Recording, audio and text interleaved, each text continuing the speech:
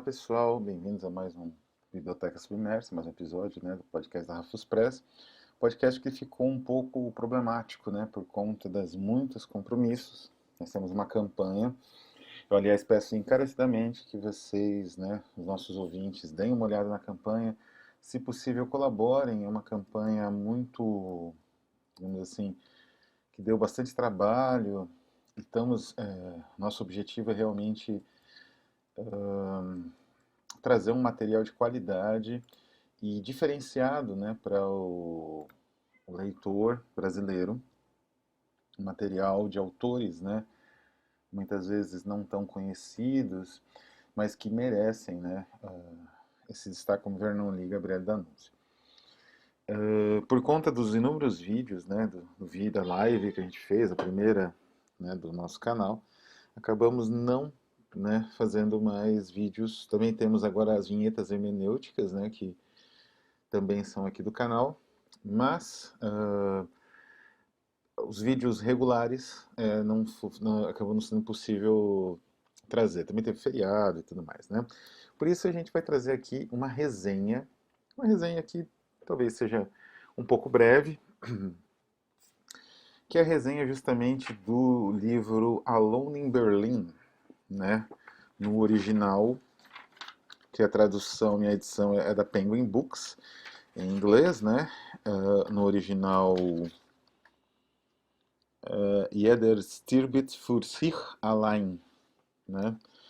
Tem duas traduções em português, fáceis de encontrar, vou colocar as duas aqui. Não sei qual das duas é a melhor, mas enfim, fica o recado, né, que tem duas traduções enfim, disponíveis. Do que trata Alone in Berlin? É do escritor alemão Hans Fallada. É um escritor. E aqui começam as questões interessantes, né? Porque esse livro ele trata de dois temas muito caros às minhas pesquisas, de uma forma geral, em relação às questões políticas do século XX, especialmente. Por um lado, ele trata da colaboração e da não colaboração, digamos assim, os efeitos da colaboração, de certa forma. Desculpa. Os efeitos da colaboração. E, por outro lado, ele trata das formas de resistência, né? As formas de resistência, no caso, ao regime nazista. São dois temas muito instigantes, porque o que acontece? Alone in Berlin, que é a tradução que eu tenho aqui, a tradução de um bom tradutor, Michael Hoffman. Ele traduziu, para vocês terem uma ideia, esse mesmo tradutor, fez a tradução da edição da Penguin do Stahlgewitter, né, a Tempestade de Aço, do Ernest Junger. Né? Então, um bom tradutor, trabalha com material denso e com qualidade. Mas o que trata realmente falando em Berlim? Né? E por que eu falei da questão da colaboração, que é o elemento, colaboração e resistência, né? Esse binômio que é o elemento central e que reflete bastante, né? Quer dizer, sempre que você tem um regime fascista, existe a tensão desses dois lados. E é muito difícil você resumir as posições. Seria fácil, né, você dizer que determinada pessoa precisa tomar uma posição ética, e essa posição ética tem a ver com a negação da postura ideológica vigente ou coisa assim. Mas não é tão fácil, né? Muitas pessoas têm famílias, precisam sustentar, nem todo mundo tem condições de se exilar fora do país, não é?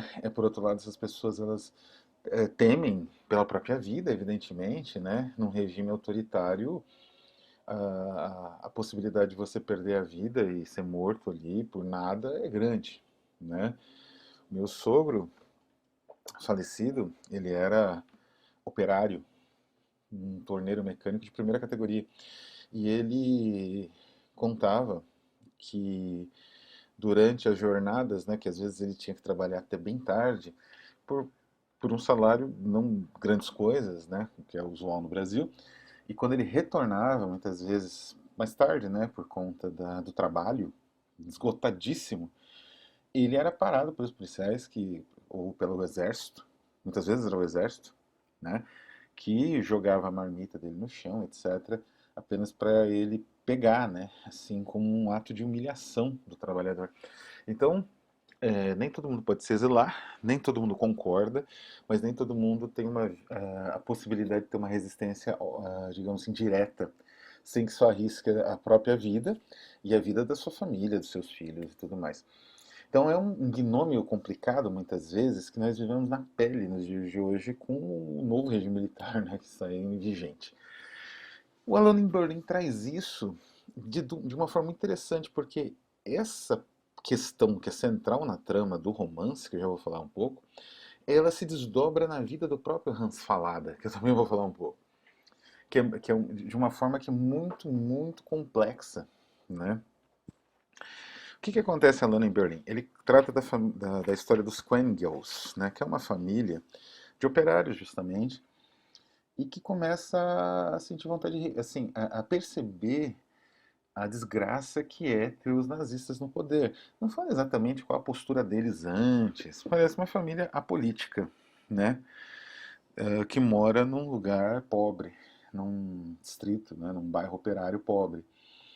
Então, no meio ali do trabalho incessante, né, que a história se passa em 1940, né, já durante a guerra, os preparativos para quando a guerra realmente ia, digamos assim, encrespar, né, eles trabalham ali e tentam sobreviver, né, e ele, nas jornadas prolongadas de trabalho, o que eles fazem? Eles espalham panfletos, o casal, né, espalham panfletos, acho que eles inclusive não têm filhos, né? Na verdade, eles jogam cartões postais anônimos com conclamações à luta, provocações contra o regime, esse tipo de material. Como a Alemanha ela tinha um controle muito restrito, né, o Estado, né, no caso, o Estado nazista, no caso, ele tinha um controle muito amplo de toda a sociedade e que tornava praticamente impossível uma resistência organizada, né? Haja vista que os primeiros movimentos de resistência surgiram de uma casta social na Alemanha, reconhecida que é a casta militar, durante,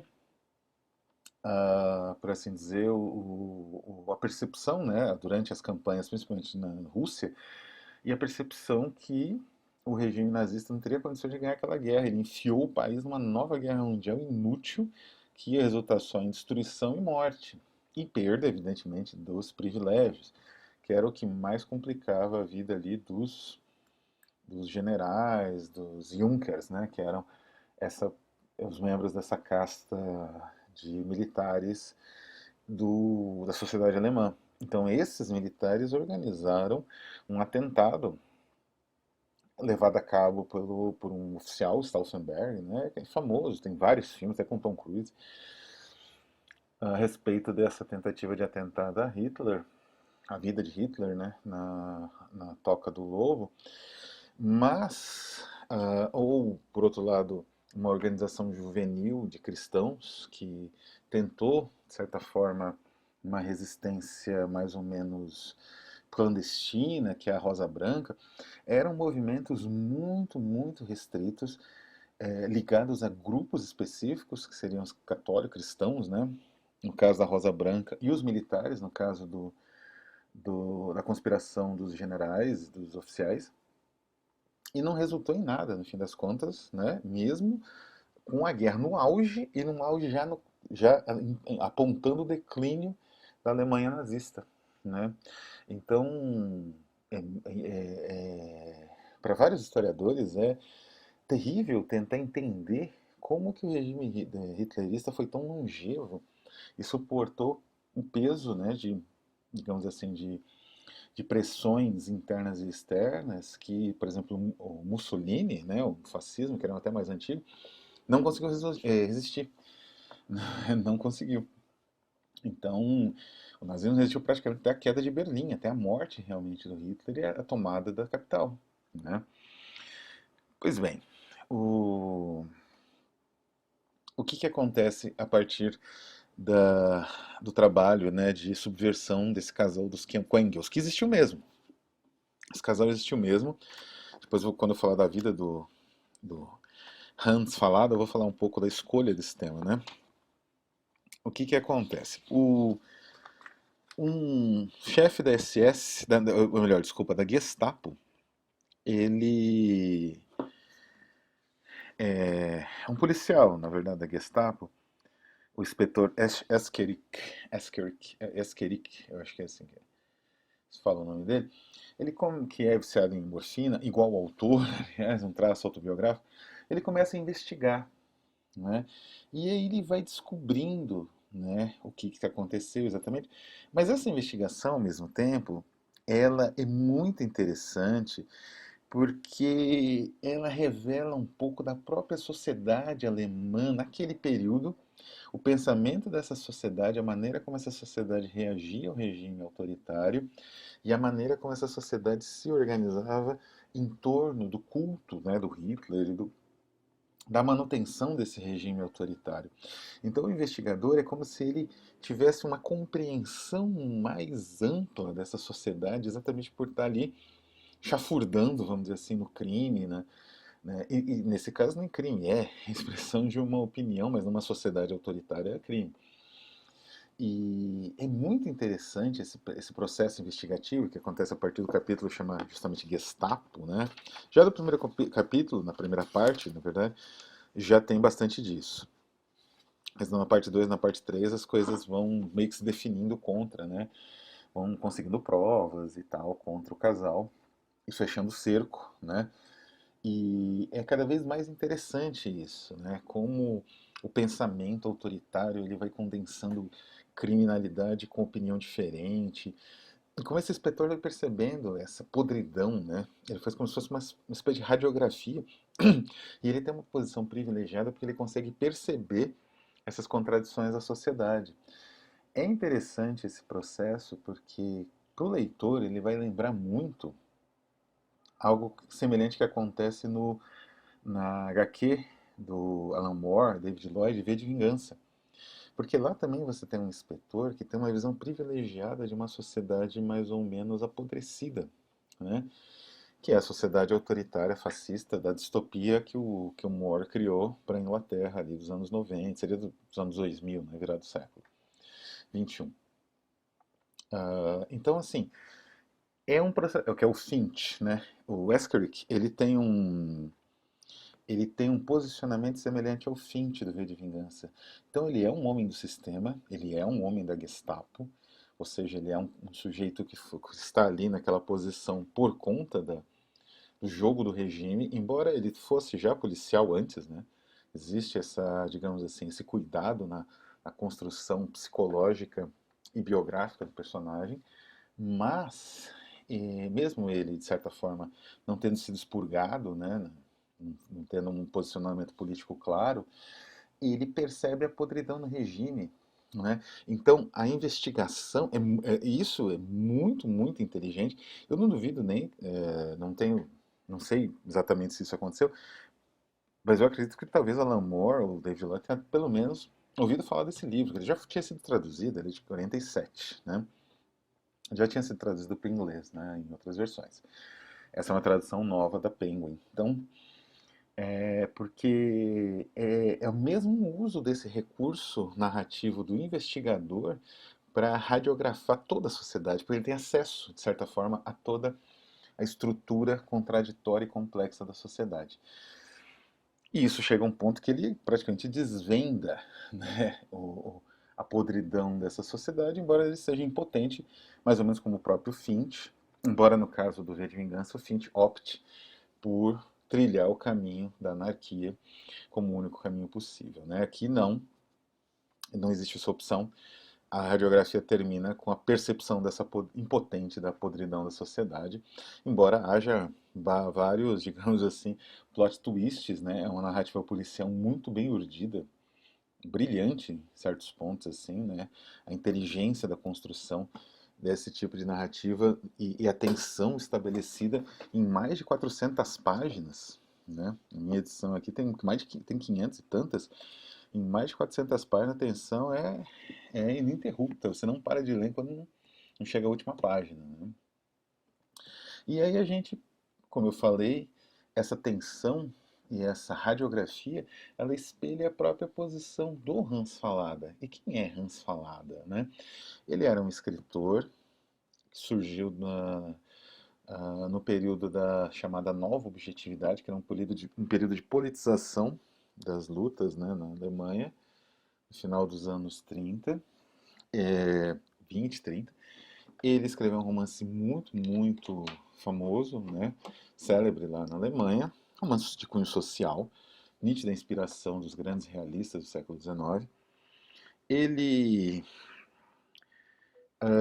permaneceu na Alemanha quando Hitler tomou o poder e tentou se adaptar, né?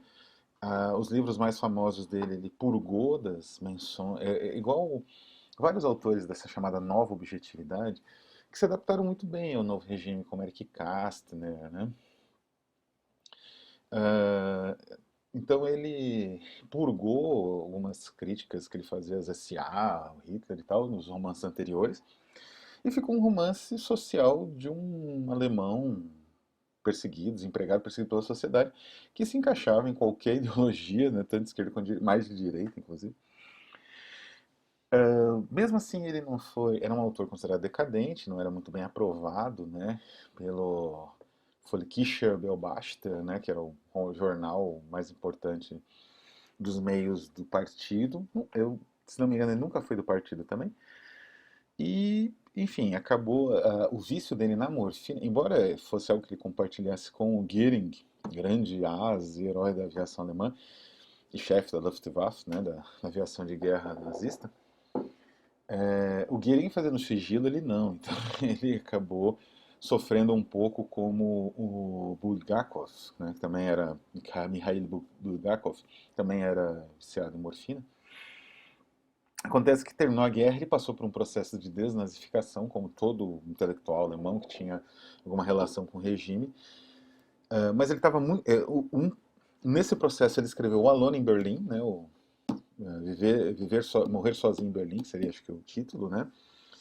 Ele escreveu essa obra justamente como uma radiografia da sociedade que ele conheceu por dentro, de certa forma, e aí ele morreu no ano que saiu, né, em 47. Então, é uma obra de um autor, digamos assim, que teve uma relação direta, ambígua com o regime, conseguiu plasmar os demônios desse período, né, que eles, de subserviência, de indigência mental, né, da adesão, não digo de adesão, né, de um oportunismo, de uma necessidade de sobrevivência, por causa do vício, que é difícil, como eu falei, é difícil de julgar exatamente. Ele conseguiu plasmar isso numa inversão do próprio papel dele ali, se desnazificando e escrevendo esse romance como um processo purgativo. E nesse momento percebendo a podridão, né, como é que se articulava a podridão da sociedade por uma imagem brilhante, né, de um investigador Gestapo, que é Reine Staatspolizei, né, quer dizer, era a polícia do Estado, mas não era só, ela era política, mas era criminal também, né, tinha uma seção criminal dela. E como que essa Gestapo, essa polícia atuava e qual era o efeito disso nas pessoas comuns, né? Então isso é brilhante, como eu disse, tem uma larga influência, né?